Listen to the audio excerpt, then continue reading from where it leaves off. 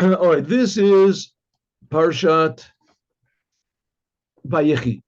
Parshat Vayechi, as Yaakov blesses all of his sons. This is the last chapter. This is the last Torah section in the book of Genesis. And next week we begin Shemot, Exodus. Okay. This is a speech given by the Lubavitcher Rebbe in 1992. I think 92. We have to look at the calendar back then. Right at the end, if not, then right at the end of 91, like now, 91. Either the beginning of 92 or the right end of 91. This is not so long before the Rebbe had a stroke.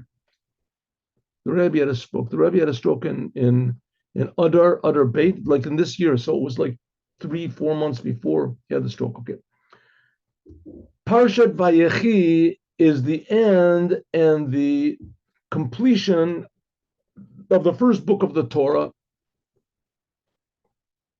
And it's the first book of the Torah also in quality and importance of the 5 books of the Torah. The book Bereshit, the book of Genesis, why is it so important?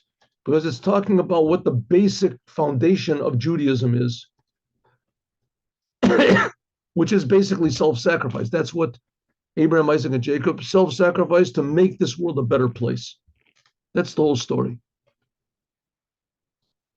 Sefer Bereshit, also from the language of Rosh. Bereshit, Resh means the head. It's the head, just like the head of a person's body is the most important part of his body. Also, the book of Genesis, Bereshit, is the most important book of the Torah. Sefer, it's called Sefer Yashar. It's also called the book Sefer Yashar, the straight book, because it's talking about Abraham, Yitzchak, and Yaakov, that they are called the straight ones. They are straight, right? True, from beginning to end. There's Maaseh Avot Siman Labanim, the deeds of Abraham, Isaac, and Jacob, that are a sign and a teaching and an empowering for us. Shemahave, that they are horav and atinat koach. They are a teaching and an empowering, giving the ability, the klolos avodas abanim, of all of the service of the children, all the Jewish people. Jewish people are called the banim, the sons of God.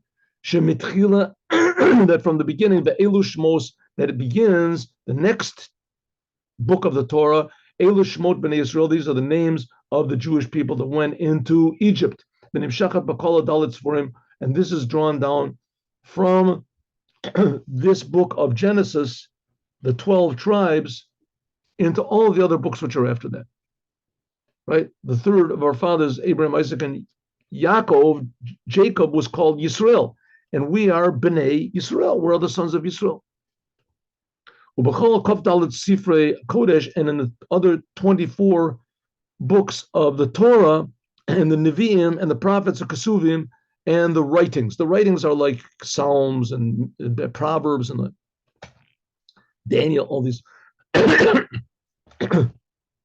Until Divrei Yomim, until the book of Chronicles, Divrei Yomei Bnei Yisrael, the history of the Jewish people until the end of all of the generations, even though the book of Chronicles ends in the beginning of the Second Temple, but it's referring to, you can extrapolate from it what's going to happen all the generations. So Mudkash, and especially the name of this week's Torah portion. What's the name of this Torah portion?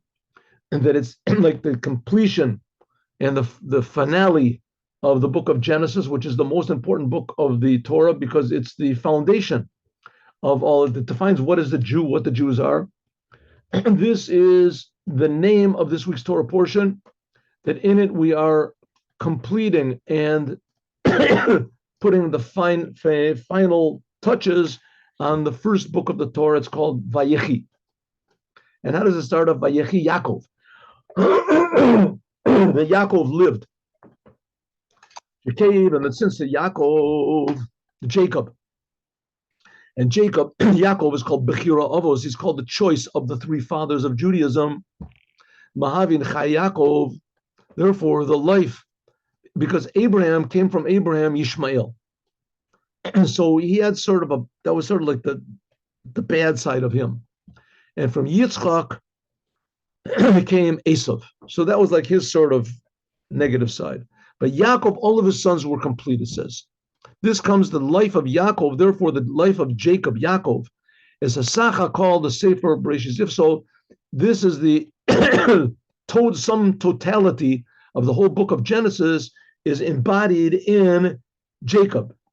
The book of Genesis, Sefer Yashar, this is the book of Abraham, Yitzchak, and Yaakov. But Yaakov is like the totality of the whole business. The Al Yado, by means of him, Nimshach is drawn down to all the Jewish people. All of the abilities of Abraham, Isaac, and Jacob, which were in the book of Genesis.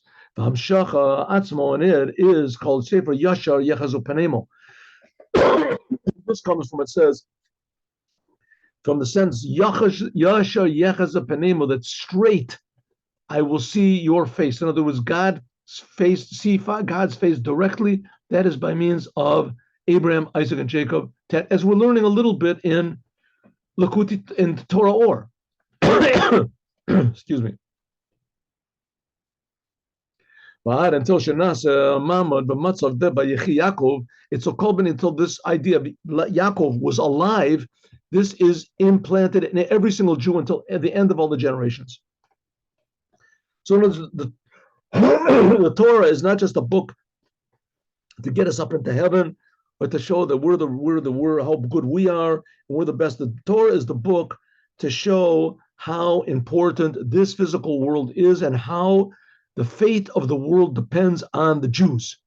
And the fate of the Jews depends on their listening to and receiving power from and inspiration from Abraham, Isaac, and Jacob.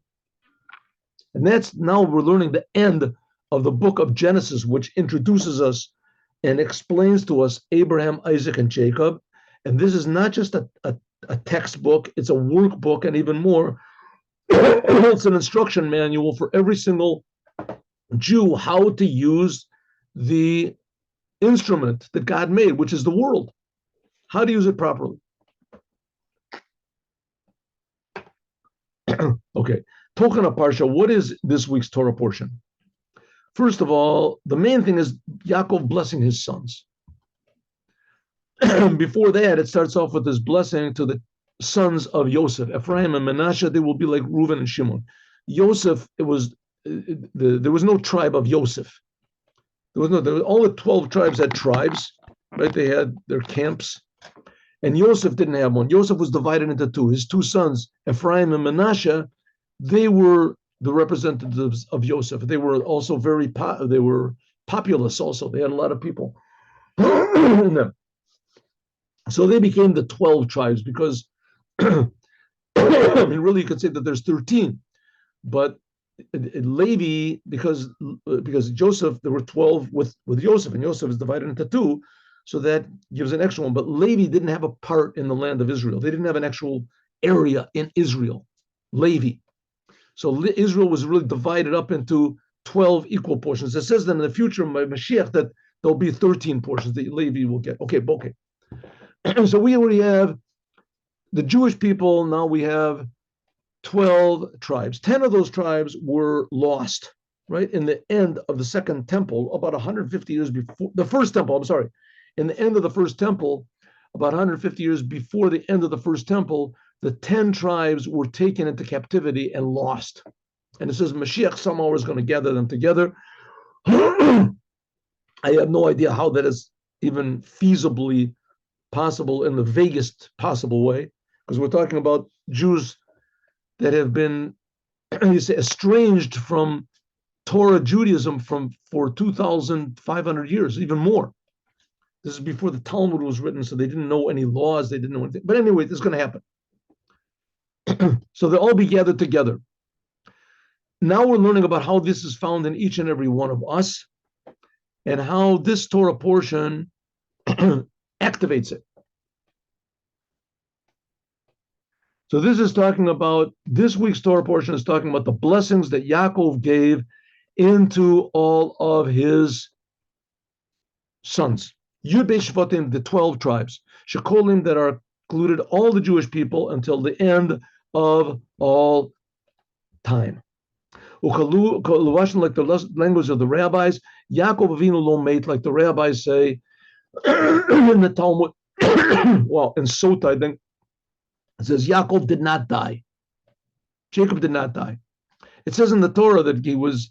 It doesn't say in the Torah that he died. It says that he was buried, etc.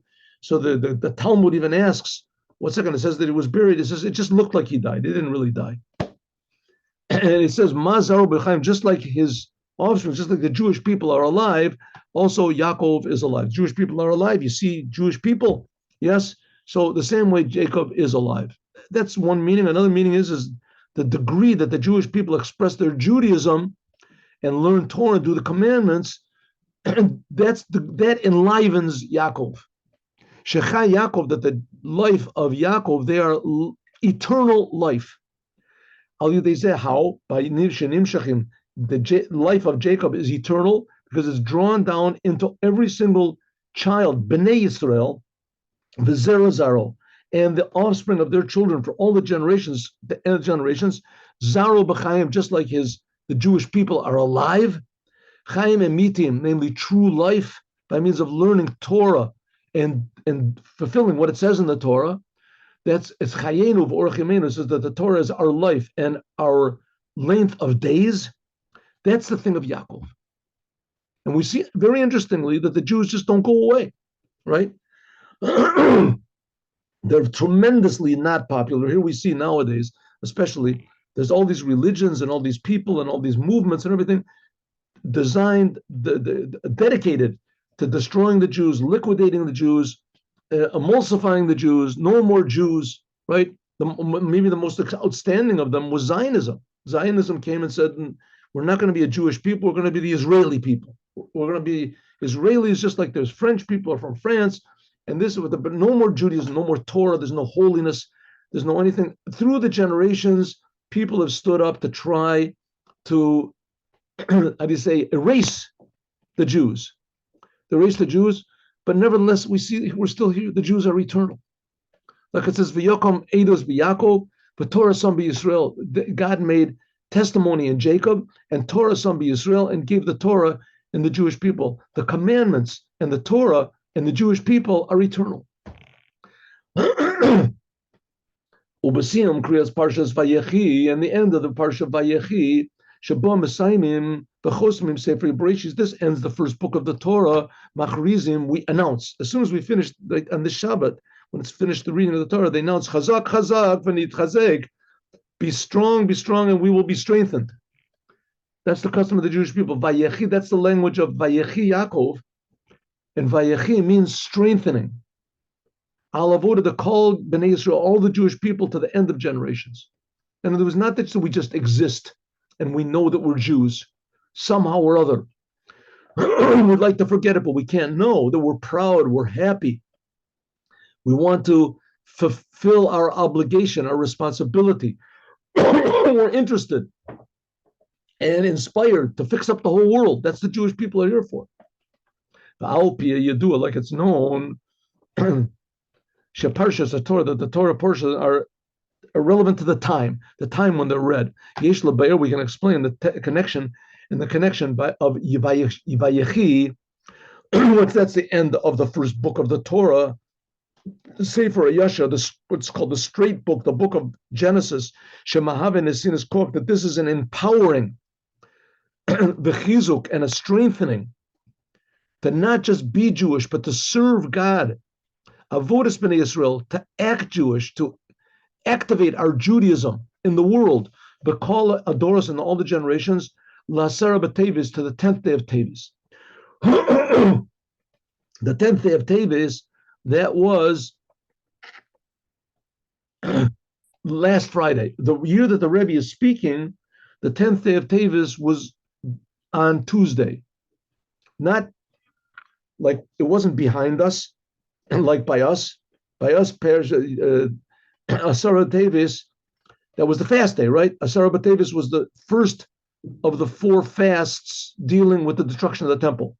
That was the day that Nebuchadnezzar laid siege to Jerusalem. Remember, we learned the speech about it, Rebbe's sikh about it on Friday. Sebes Tevis, that's the day that Nebuchadnezzar laid siege to Jerusalem. He didn't break through the walls yet. He just laid siege to the. So this must have a very special message to us. In the year that the Rebbe spoke this Aseret B'Teves, this fast, fell in the middle of Parshas Vayechi. So it's not this year, but if it did happen, so it's an eternal message for us even today. Especially this year that the Aseret B'Teves fell on the third day of the month, of the week. Yom Shabbos Kodesh and Shabbos Kodesh of Parshas Vayechi, this is Yud Dalet Teves. Okay, this doesn't work for us this year. This by us, this Shabbat is going to be what? Yud Chet Teves. Is Yud Chet Teves, this the 18th day. Okay. But nevertheless, we can still learn from what the Rebbe is saying. Parshas Vayechi. Shabbos Chodesh of Parshas Vayechi. All right. Erev Atchal is the beginning of Tet Vav B'Chodesh, the 15th day of the month. Which the 15th day of the month, that's a special day. 15th day of every month is special for the Jews because the moon is full and the Jewish people are compared to the moon, especially the completion of the 10th day of Teves. Okay, so what's the Rebbe saying? The 10th day of Teves was a terrible day. This is the day when the destruction of the temple began, that even the possibility that the temple, the holy eternal temple of the holy eternal Jews could be destroyed, the temple could be destroyed. How could it be such a thing like that? So first of all, it says that God destroyed the temple instead of destroying the Jewish people. He took it out on the temple. And the temple is also eternal. It's just we don't see it. The third temple will be built. But the 10th day of Teves was when this whole idea that the temple could be destroyed, that's when it began. And that began, says the Rebbe, back then at least, and now we can relate it to us in Parshat Vayechi. Parshat Vayechi. Okay, what's going on? That was on the third day of the week back then. Let's first of all, especially the 10th day of Teves. 10th day of Teves, this is one of the four fasts that are obligated from the rabbis. Right, the only fast from the Torah is Yom Kippur.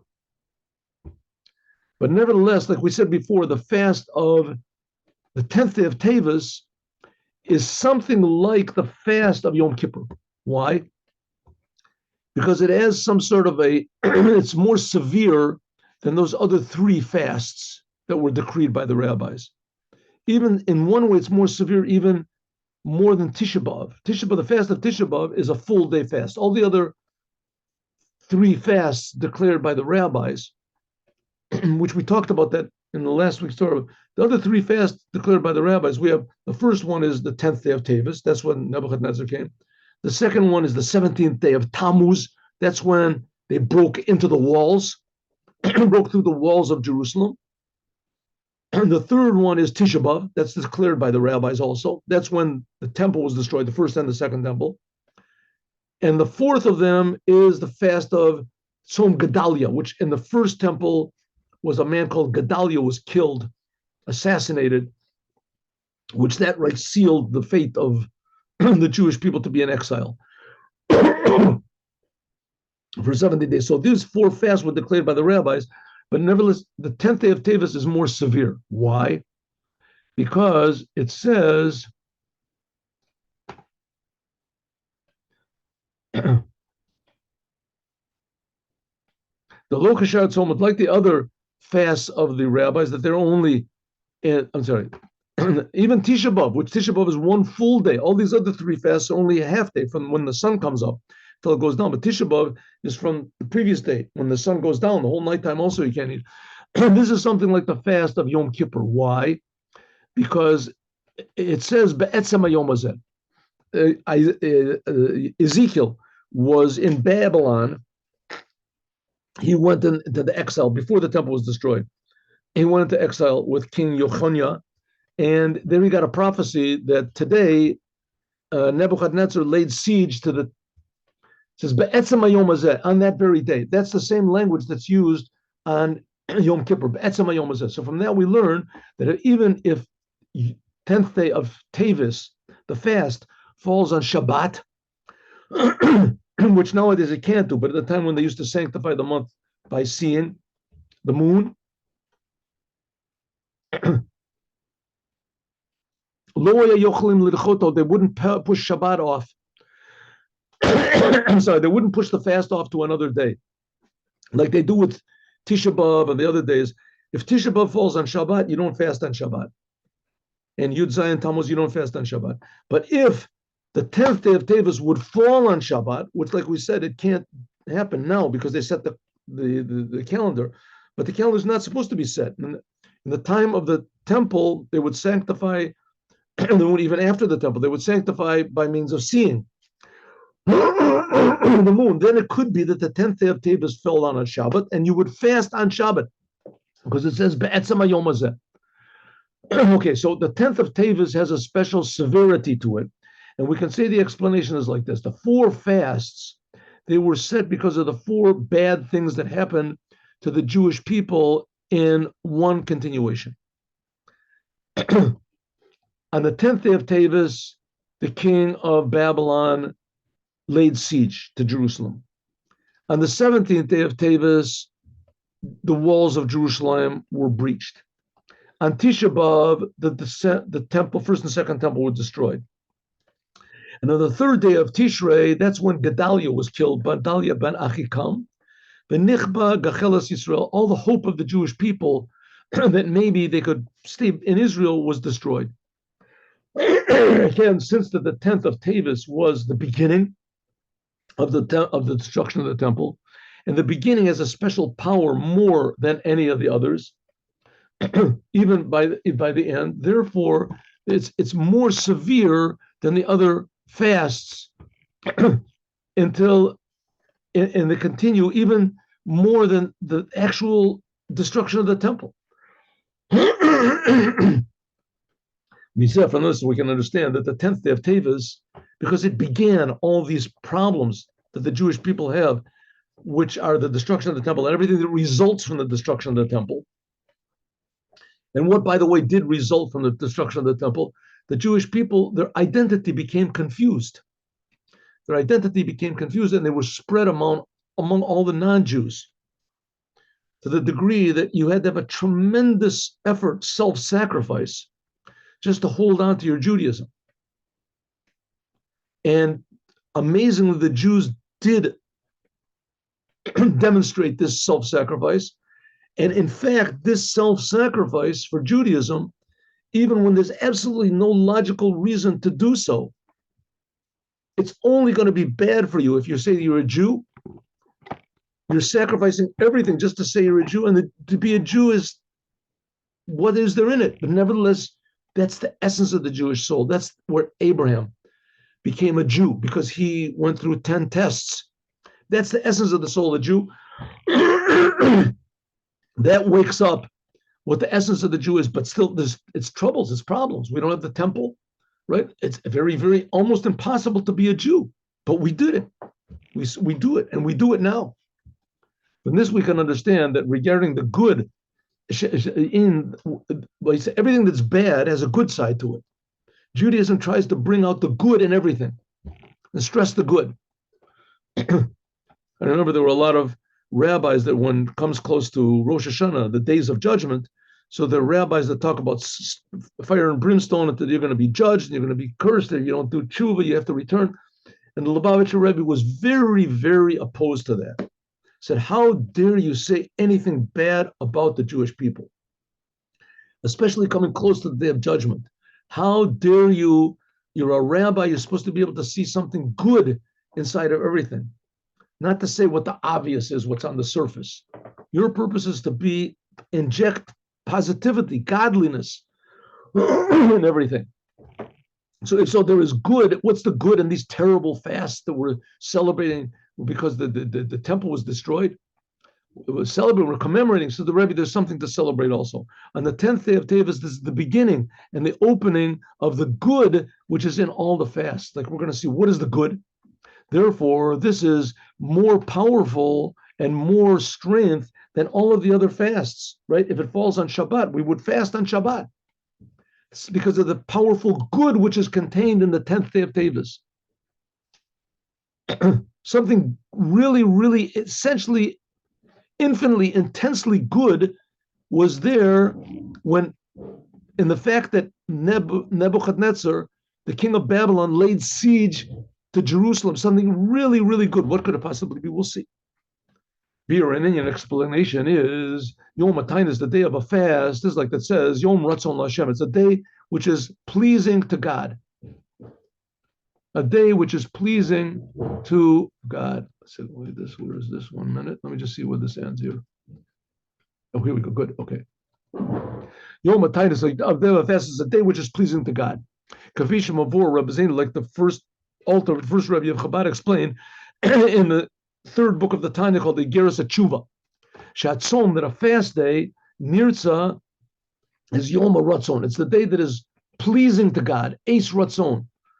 Why is it pleasing to God? Because of tshuva, returning to God. Return to God. What happens on a day when you eat? When you eat, you say, I'm hungry, I want to eat. You take something, put it in your mouth, and you eat it, right? Here, all of a sudden on a fast day, say, I'm hungry, I want to eat, but you don't put it into your mouth and eat it. Why not? I want to do what's wrong, something wrong with it. Eat my food. The food is kosher. Nothing wrong with it. It's fast day. Can't eat. Why not? God said you can't eat. You're not doing it for your health. You're not doing it for any benefit. You're not doing it to go to heaven. You do it. God said you shouldn't eat. Why shouldn't you eat? The temple was destroyed. You have to feel bad. It says the temple was destroyed. You have to feel bad. I can feel bad without not eating. It says no. The temple feels you should feel bad because you didn't do what was right. Why didn't you do what was right? Because you didn't feel that the good is stronger than the bad. If you would have felt what's good in Judaism, then you wouldn't have done the bad things that caused the destruction of the temple. So now we can find the good things. Find out something that's good. And when you see the goodness of God, then you'll immediately cure the tendency to do things which brought about the destruction of the temple. For instance, a parent that really loves his children, so he won't beat them with anger. Maybe sometimes you have to teach them a lesson. So if so, you have to spank your kids. How are you going to spank them? Lightly, very lightly, just to teach your child. Right? You're not going to spank them with anger, with zam. You went against me. You're trying to improve the child. And so maybe it ends up you won't spank them at all. Maybe you just take them and talk to him. Why did you do this, etc. And once you have love, then the love automatically changes the, severity and the smallness of your view of the world. That's why the Jews were egotistical and caused the destruction of the first and second temple. The idea of a fast day is supposed to be that you think about maybe there's something bigger than me. Maybe there's something more valuable than me. Maybe I shouldn't concentrate so much on me. But I want to eat. Oh, I'm not going to eat. Why? God says not. God, taking God into the picture. No, take him into the picture, but I want to eat. Right? I'll take God into the picture as much as you want, but I'm hungry. I feel bad. He says, no, listen, think about something more than just what you feel. Oh, shall you do by means of this, we'll do away with the Churban, the exile, the destruction of the temple and the exile, which brings, and we will bring the Geula, redemption. What's redemption mean? Revealing our potential. That's what Geula is. Ein Yisrael Nigalim, the Jewish people will not be redeemed except by doing tshuva. And God already promised, this is the language of the Rambam, Maimonides, that in the end, the Jewish people will all do tshuva, they'll all return to God, and immediately they'll be redeemed. They'll all come back to the temple will be built, they'll come back to Israel. And this, the intention of the fast, in order to do tshuva, that will negate tshuva, returning to God, which will returning the Jewish consciousness, which will negate the destruction of the temple and the exile, and we will bring the redemption of the Jewish people. This is stressed especially in the 10th day of Tavis more than the other fasts. Somach Melech Bavel, that the king of Babylon, he came close to. Somach means he leaned on Jerusalem, and he brought them into Matzor. He brought them into a siege. We learned this on Friday a little bit, but that was a different speech that Rebbe gave. This is still, the king of Babylon did not yet actually damage Jerusalem itself, not even the wall. the houses which are in it, and not even the house of the holy temple, even in the wall which surrounds Jerusalem. He didn't damage the wall. Even the wall was complete. The king of Babylon, he was outside of the wall, which was not the case in all the things that happened afterwards when he breached the wall and he destroyed the temple.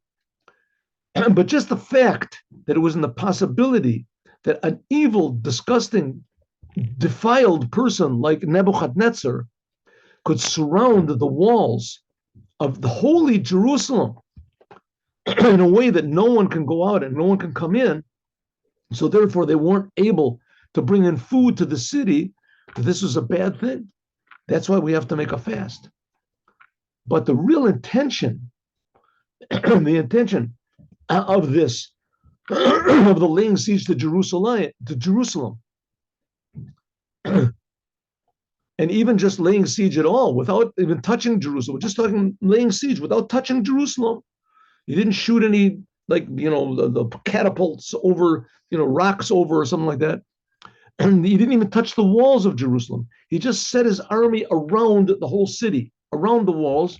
This was in order to arouse the Jewish people to return to God. And by means of this will be negated the bad things which began. And automatically it won't come from this, all the things that are around. I mean, sort of that's what's happening in America now. I mean, and maybe in the whole world. All of a sudden, all these people are just hating Jews. They hate Jews. Now, they really haven't hurt any Jews yet, right? There hasn't been any actual touching Jews. Not like in Nazi Germany, they broke all the walls. It was all the windows of Kristallnacht. They beat people up in the streets because they were Jews. It hasn't come to that in America. God should help. It shouldn't come to that. But the hatred is like walling all the Jews in. It's like herding all the Jews together. All of a sudden, all the Jews think, hey, we're being surrounded by all sides. The Nimsa, so it comes out that this is all of a sudden giving the Jews an identity as Jews. And they're seeing the Jews back then also, just like now, they say, why are these bad things happening to me? Because we are Jews. What is a Jew? A Jew is a son of God, every Jew. A Jew is a servant of God, every Jew. Every single Jew is the wife of God. Like all these metaphors that are used, but we have a special, deep, intimate, unique connection with God that we're supposed to improve the world. That's why everybody hates us, because we're not doing it. They're reminding us that we're Jews. That's the point. They're reminding us, hey, you're a Jew. Except for that, explain why all of a sudden people hate us. What's going on? What's going on in America? In America, what do they hate us for? What's the reason? What are they? Jews? Jews are bad. Jews are bad. So Nimsa comes out that the 10th day of Teves distresses that it's really a special day, a pleasing day in regarding to the returning of the Jewish people to Jewish identity. And this, when they do that, that would negate the destruction and would bring the redemption more than any other fasts. Why? Because there wasn't any actual destruction at all in the 10th day of Teves. The walls of Jerusalem remain totally intact. The only reason the king of Babylon did this weird thing and surrounded Jerusalem was this is to arouse them to do tshuva, to repent. That by means of this, Jerusalem and the Beit HaMikdash would have been complete. I mean, Nebuchadnezzar, he destroyed everything. He was like great at it. He was really destroying. I mean, according to some opinions, he conquered the whole world, Nebuchadnezzar. He came to Jerusalem, he didn't destroy it. Why not? Why not destroy Jerusalem, right? He just laid siege around it, right? Now, he has said that he wants the Jewish people to surrender. But if the Jewish people would have gotten into their head, why isn't he destroying the place? Why isn't he destroying it? Why is he leaving it? And they would have understood, and that's what the prophets tried to tell them, Jeremiah and everything, especially. Return to God, fellows. Your attention is in the wrong place. Return to the creator of the universe. Say we're going to do what God wants, and there won't be any destruction of the temple. That was supposed to be the message. They didn't get the message back then, but we're going to get it now. And that's, if God willing, we'll talk about more tomorrow. Now let's do the Yom Yom.